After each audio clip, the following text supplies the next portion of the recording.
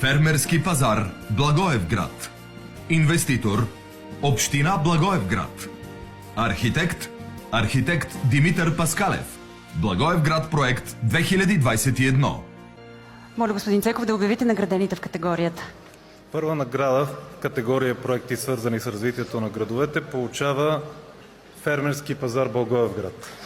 Моля на сцената да заповядат за инвеститор Община Благоевград, за проектант архитект Димитър Паскалев, за изпълнител Юрий Воев, управител на Благоевград проект 2021. Благодаря много. Това е един малък проект с голямо обществено значение. Здравейте! Искам да ви покажа покрива на общинския пазар, който беше готов преди няколко месеца. Вижте за какво отводняване става въпрос, за какви похарчени пари.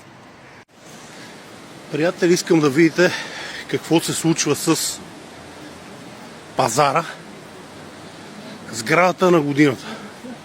В момента община Благоевград за собствена сметка, не за фирмата изпълнител, извършва ремонтни дейности.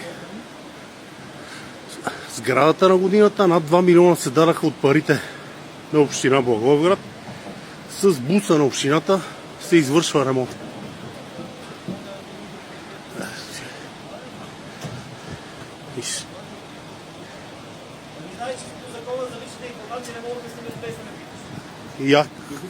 Верно ли? Кой ти го каза това? Аз съм работил в медиа 13 години. И мога ти кажа, че не може Не ми пипай телефона, бе. И не мога ме снимаш. Не ми пипай, аз съм на обществено место, бе. Какъв си ти, бе? Кой си ти? В лице. Има закон за общественото, за личната информация. Да. Тук ще те съда, внимай. Ще ме съдиш. Сега ще викна полиция. Вижте какво става. Общинските служители налитат на бой на обществено место. Това е. Не съм общински служител. А какъв си? А защо работите тогава с бус на общината? Обясни ми, бе. И ще ми налит. А вие какъв? Аз съм кибик. А, добре. Да. Аз съм кибик. Защо извършвате ремонт на неща, която трябва да извършва частна фирма, която трябва да има гаранция?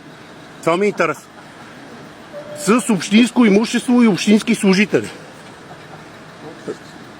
Ами ето, вие тези горе какви са, дето работят с буса на общината? Представител на фирмата, която отговаря за монтажа на... Представител на фирмата. На фирмата, която правеше монтаж. Извършва дейност с общинско имущество. Ще се заплатят за вишката един час. Ага, за вишка. Значи вие сте служители на фирмата, която е изградила обекта, така, изградата на годината. За над 2 милиона лева с парите на данъкоплатците. Моите разбирания, защитавам парите на данъкоплатците. Сградата не можа да издържи 6 месеца. Тя даже в момента е опасна. Кое е опасно? Сградата, вижте горе панелите, всичко се разлу. Какво правите горе? Какъв ремонт правите, след като не е опасно? Вие ще подпишете ли документ, Правиме да се подпишете, че сградата е опасна и вие гарантирате и давате мнение, че е опасна. Аз не съм специалист да го казвам това. Коментирам, защото се вижда и много е интересно защо фирмата изпълнител не поема ремонта, а го поема общината. Какво ви кажа, че поема? Аз ви го казвам, ето с общински бус. Ето. На коя фирма е този бус? Аз казвам, че фирма си плати за това, че са наели машина от нас. Тая машина от обзорът, да разбира се. Фактура има ли?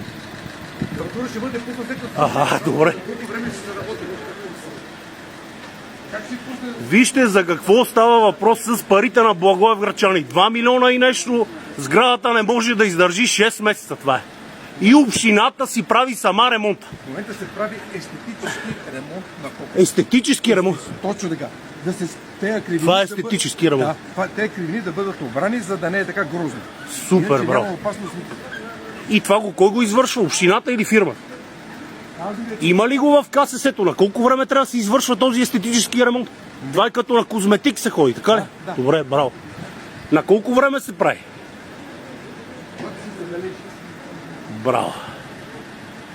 Виждате какво е положението, парите на хората къде отиват. А ти не ми налитай така, да ми взимаш телефона, защото ще те съда и ще викна полиция. Аз съм на обществено място. Женце, има закон за защита на личните данни. Ти не можеш да ме снимаш без моето разрешение, бе. Злато. Тук съм на обществено място, бе. Ти си дошъл да трупаш дивиденти на човек. Да, дивиденти трупам, да. Точно това правиш. А вие трупате пари на гърба на данъкоплатците. Аз не трупам нищо.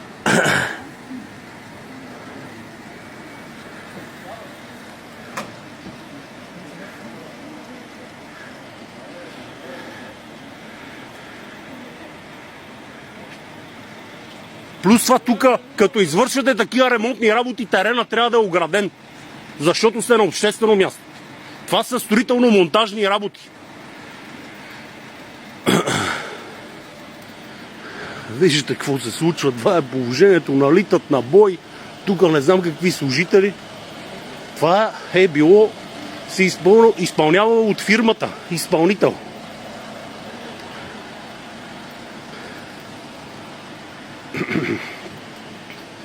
Това е положението.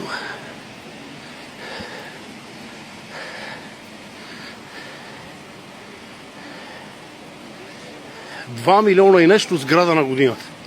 Трагедия.